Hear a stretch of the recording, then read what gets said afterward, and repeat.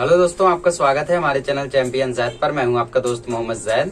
और दोस्तों आज हम लोग करेंगे फाइनेंशियल प्लानिंग का प्रैक्टिस सेट 4.1। पिछले लेक्चर में मैंने आप लोगों को बेसिक बातें बता दी थी कि आखिर होता क्या है सब system.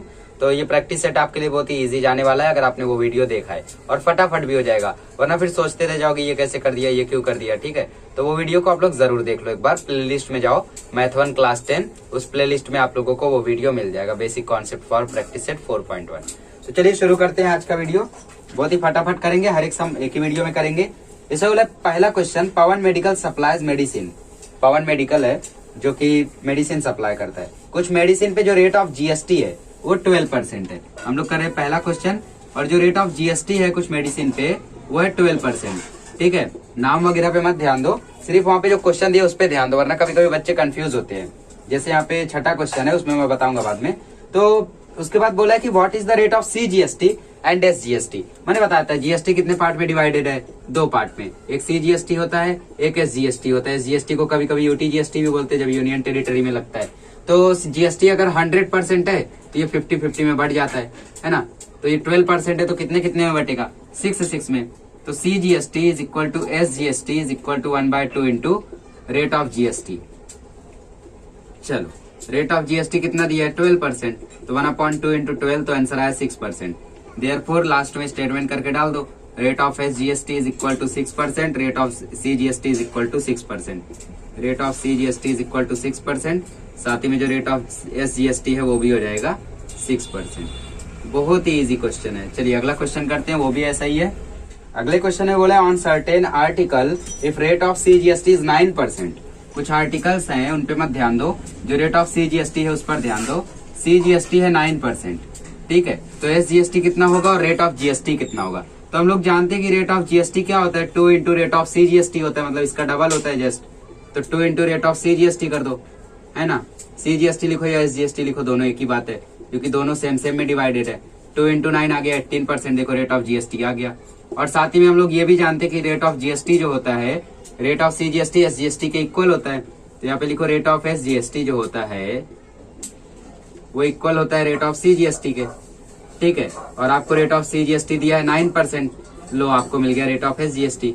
Of SGST is equal to 9% आ गया, क्योंकि दोनों इक्वल होते हैं। इसको कर लो, फिर हम लोग करते हैं अगला क्वेश्चन। आइएगा इस क्वेश्चन नंबर 3 करते हैं। इसमें बोलता है MS real paint sold 2 tins of lustre paint. मतलब यहाँ से आपका जो क्वेश्चन है उसका डिफिकल्टी लेवल थोड़ा थोड़ा इंक्रीज होगा। इसे बोला कि टैक्सेबल वैल्यू जो है हर एक टिन की वो है ₹2800। मतलब एक टिन का टैक्सेबल वैल्यू ₹2800। टैक्सेबल वैल्यू मतलब उस पे जीएसटी अभी लगा नहीं है। टैक्सेबल वैल्यू मतलब वो वैल्यू जिसपे जीएसटी लगेगा। तो इसमें बोले कि रेट ऑफ जीएसटी जो है अगर वो 28% है, ठीक है, तो फाइंड करो amount of SGST and CGST in the tax invoice. ठीक है, तो सबसे पहली बात तो कि हमें एक ही टिन का दिया टैक्सेबल वैल्यू, तो दोनों टिन का निकालेंगे। ठीक है, taxable value of 1 tin is equal to ₹2800। ठीक है, therefore taxable value of 2 tins क्या हो जाएगा, टैक्सेबल वैल्यू ऑफ 2 टिन्स हो जाएगा 2 इंटू 2800। ठीक है, तो ये आपका टैक्सेबल वैल्यू आ गया ₹5600।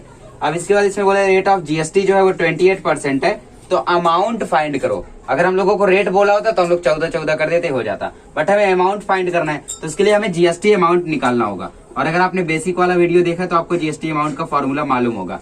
ठीक है, percent GST upon 100 into taxable value, या फिर रेट ऑफ जीएसटी लिख सकते हो, परसेंट जीएसटी से better. Rate of GST upon 100 into taxable value. Rate of GST है 28 अपॉन 100 और टैक्सेबल वैल्यू है 5600। 0 कट गया, 0 कट गया, आंसर आया 28 इंटू 56। मल्टीप्लाई कर लो, 56 इंटू 28 कितना होता है, 8 6 48, 8 5 40, 2 6 12, 2 5 10, 8651। तो आपको आंसर मिला 1568 रुपीज। अब रेट ऑफ एसजीएसटी और सीजीएसटी हम लोगों को निकालना है। ठीक है, अमाउंट निकालना है, तो amount CGST is equal to amount SGST. Amount of SGST is equal to half of amount of GST. ठीक है, और अमाउंट ऑफ जीएसटी तो आप लोगों ने अभी भी निकाला है, कितना है 1568। 1568 को 2 से काट दो तो आंसर मिलेगा 784 रुपीज। ये हो गया अमाउंट ऑफ सीजीएसटी और ये हो गया अमाउंट ऑफ एसजीएसटी, दोनों सेम होगा एज यू नो। ठीक है, बहुत ही इजी क्वेश्चन है, उतना भी ज्यादा डिफिकल्ट नहीं है। चलो इसको कर लो, फिर हम लोग करते हैं चौथा क्वेश्चन। आइएगा इस क्वेश्चन नंबर 4 करते हैं।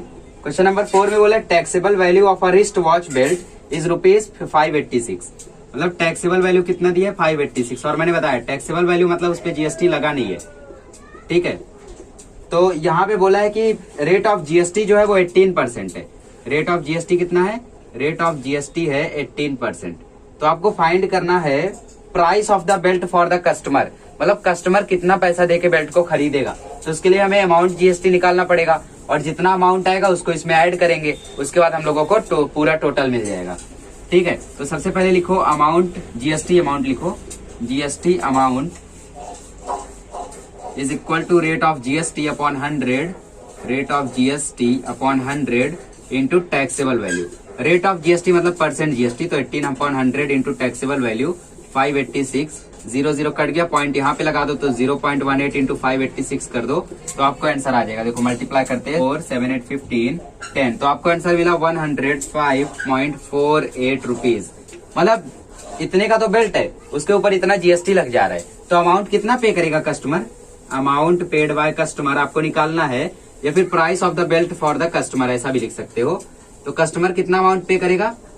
जीएसटी प्लस टैक्सेबल वैल्यू, मतलब 586 प्लस 105.48, तो आपको आंसर आ जाएगा 691.48 रुपीज। चलो ऐसे इसको करना है, इसको कर लीजिए, फिर हम लोग करते हैं क्वेश्चन नंबर 5। आइएगा इस क्वेश्चन नंबर 6 करते हैं, 5 करते हैं। क्वेश्चन नंबर 5 में आपको बोला है कि टोटल वैल्यू विथ जीएसटी, मतलब यहाँ पे टैक्सेबल वैल्यू नहीं दिया, यहाँ पे टोटल वैल्यू दिया है। एक रिमोट कंट्रोल कार है जिसका टोटल वैल्यू दिया है ₹1770, ठीक है। रिमोट कंट्रोल कार बताने की जरूरत नहीं है, वैसे उसकी जरूरत भी नहीं यहाँ पे।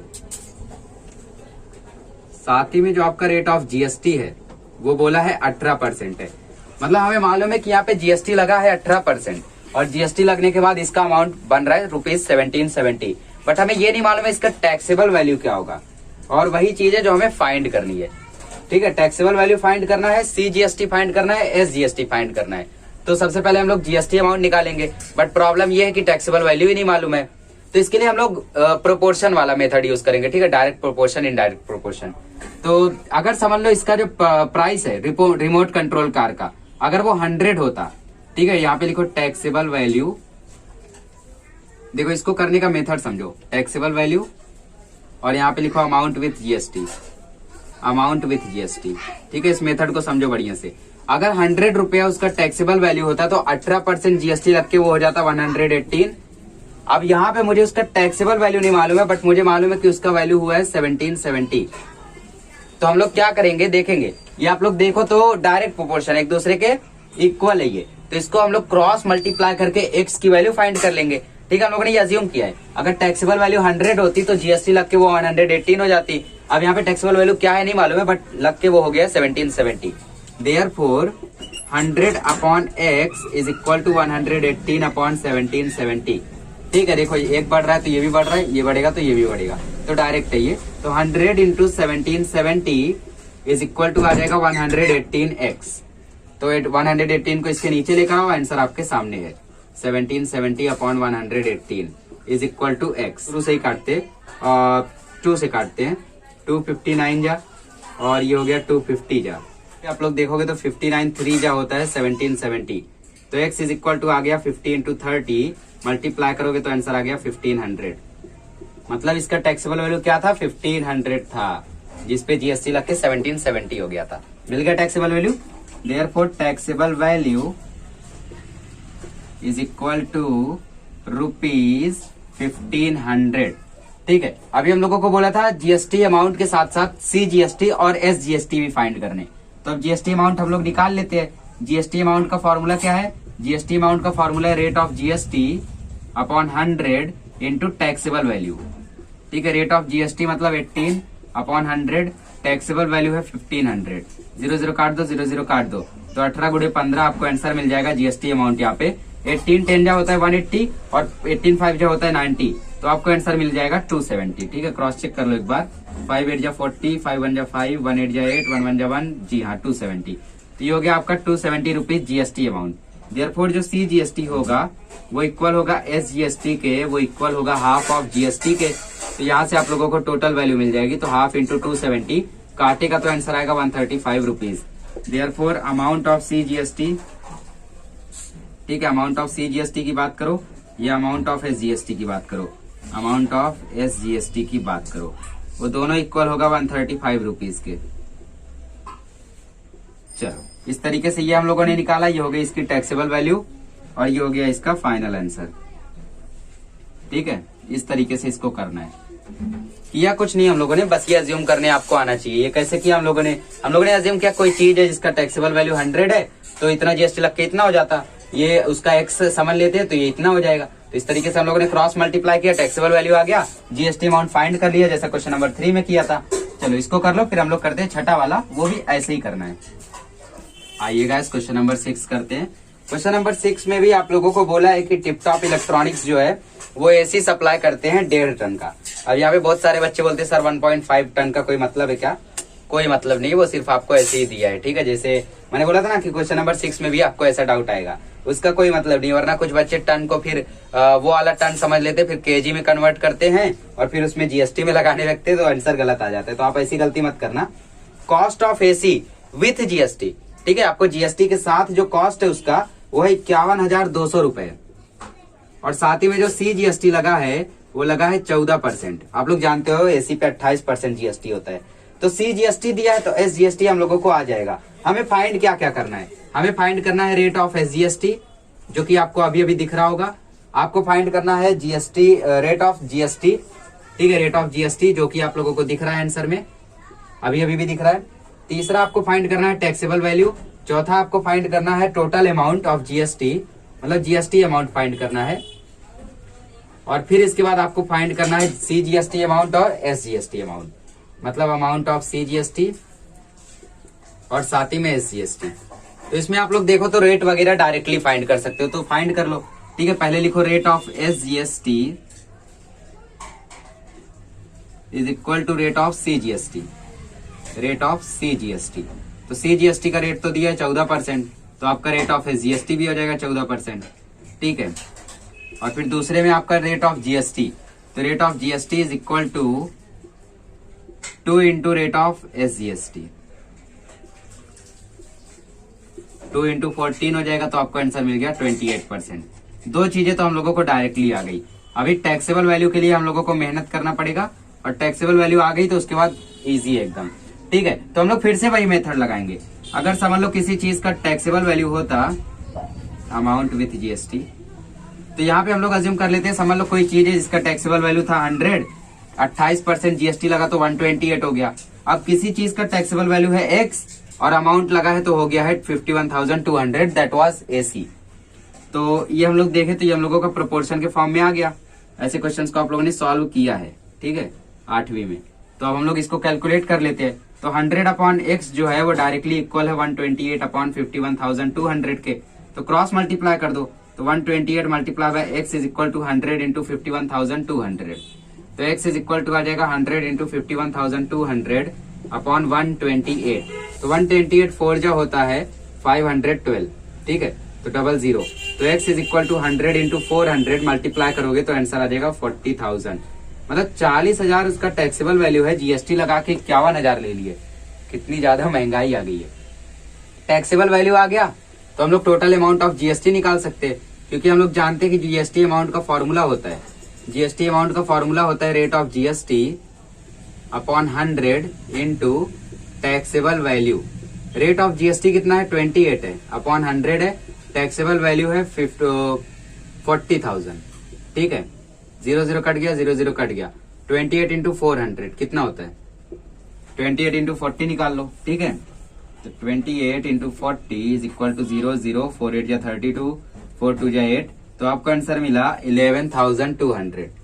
ठीक है, आप लोग डायरेक्टली भी निकाल सकते थे। देखो कैसे, ये आपका अमाउंट विद GST है और ये टैक्सेबल वैल्यू, दोनों को माइनस करोगे तो भी यही मिलेगा। तो GST अमाउंट हम लोगों का आ गया 11,200 रुपीज। तो अमाउंट ऑफ CGST जो होगा, ठीक है, CGST जो होगा वो इक्वल होगा अमाउंट ऑफ SGST के, ठीक है, SGST के, और वो इक्वल होगा हाफ ऑफ GST अमाउंट के। तो GST अमाउंट बोले तो कितना 11,200, तो 1/2 इंटू 11,200 काटोगे तो आंसर आएगा 5,600 रुपीज। तो ये आपका आ गया अमाउंट ऑफ CGST। और इतना ही क्या होगा, इतना ही अमाउंट ऑफ SGST भी होगा, इसको SGST लिख लो। Therefore amount of CGST will also be equal to ₹5600। बस इस तरीके से इसको करना है, इसको कर लीजिए। फिर हम लोग लास्ट वाला करते हैं। मेहनत ज्यादा टैक्सेबल वैल्यू में लगी, बट टैक्सेबल वैल्यू आते ही सब कुछ तो आसानी से निकल गया, तो इसको प्रॉपरली लिख लीजिए। फिर हम लोग करते हैं अगला क्वेश्चन। आइएगा इस क्वेश्चन नंबर 7 करते हैं, लास्ट वाला। इसमें आपको बोला है कि प्रसाद जो हैं उन्होंने वॉशिंग मशीन खरीदी है महाराष्ट्र इलेक्ट्रॉनिक गुड्स से, तो उस पे उन्हें डिस्काउंट मिला है 5% का। ठीक है, डिस्काउंट वगैरह आपको ब्रेन स्टॉर्मिंग की तरह काम कर सकते, दिमाग को हिला सकते। और प्रिंटेड प्राइस जो था, प्रिंटेड प्राइस MRP जो है वो है ₹40,000। इस पे उन्हें 5% का डिस्काउंट मिला। 5% का डिस्काउंट देके उनको 28% का GST लगा दिए। ठीक है, तो परचेज प्राइस फाइंड करो वॉशिंग मशीन का, तो मतलब कितना अमाउंट उन्होंने पे किया होगा वॉशिंग मशीन खरीदने के लिए, वो फाइंड करना है। तो उसके लिए हमें मालूम रहना चाहिए GST अमाउंट। बट डाउट ये है कि डिस्काउंट लगा के GST लगाया होगा या पहले GST लगा के डिस्काउंट लगाया होगा। ऐसी गलती वो नहीं करते, वो GST लगा के डिस्काउंट थोड़ी ना देंगे, वो पहले डिस्काउंट लगा देंगे फिर GST लगाएंगे। तो सबसे पहले डिस्काउंट कितने का लगाया वो भी फाइंड करना होगा। तो discount is equal to rate of discount upon 100, rate of discount upon 100 into printed price. ये फॉर्मूला नहीं है, इवेंचुअली ये चीजें आपको समझ में आनी चाहिए, फॉर्मूला नहीं है कोई। तो रेट ऑफ डिस्काउंट है 5/100, प्रिंटेड प्राइस है 40,000। 2020 कट गया तो आंसर आया 2000, मतलब 2000 रुपए का उनको डिस्काउंट मिला। ठीक है, तो टैक्सेबल वैल्यू क्या हो जाएगी वॉशिंग मशीन की, टैक्सेबल वैल्यू क्या हो जाएगी, टैक्सेबल वैल्यू में हम लोग 40,000 में से 2000 माइनस कर देंगे। Taxable value of washing machine is equal to 40,000 में से 2000 माइनस कर दो, तो आपको आंसर मिल जाएगा 38,000 रुपए। ठीक है, अभी GST लगाना है हम लोगों को। ठीक है, GST अमाउंट फाइंड कर लेंगे तो इसको और उसको प्लस कर देंगे तो पता चल जाएगा कि कितना आखिर उन्होंने पे किया वॉशिंग मशीन खरीदने के लिए। तो GST अमाउंट का फॉर्मूला क्या होता है, GST अमाउंट का फॉर्मूला होता है rate of GST upon 100 into taxable value. Rate of GST बोले तो 28 अपॉन 100, टैक्सेबल वैल्यू 38,000 निकली। ठीक है, 2020 काट दो, बचा क्या, बचा 28 इंटू 380। 380 को 28 से मल्टीप्लाई कर दो। ठीक है, 8 0 0 8 8 64 8 3 24 2 0 0 2 8 16 2 3 6, तो आपका आंसर मिला 04610। मतलब 10,640 का तो GST लगा दिया।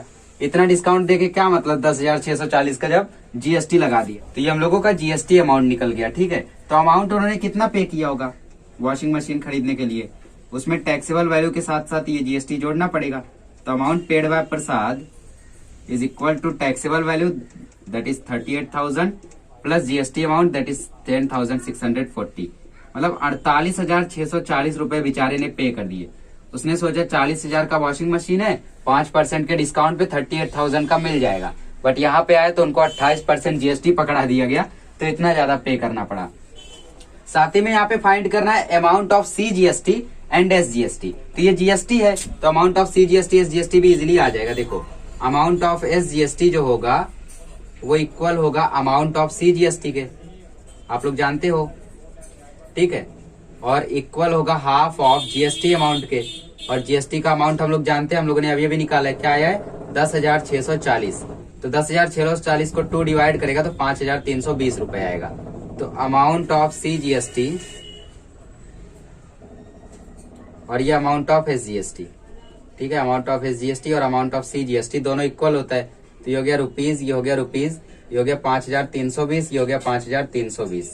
चलिए इस तरीके से इसको करना है, इसको कर लीजिए, बहुत ही इजी है। खाली डिस्काउंट वगैरह का थोड़ा डाउट हो सकता है, बट आई थिंक आपका क्लियर हो गया ये डाउट। चलिए अगले लेक्चर में मिलेंगे तो हम लोग प्रैक्टिस सेट 4.2 का बेसिक कॉन्सेप्ट प्लस पूरा प्रैक्टिस सेट एक ही लेक्चर में सॉल्व करेंगे। चलिए मिलते हैं अगले लेक्चर में। Thank you so much for watching.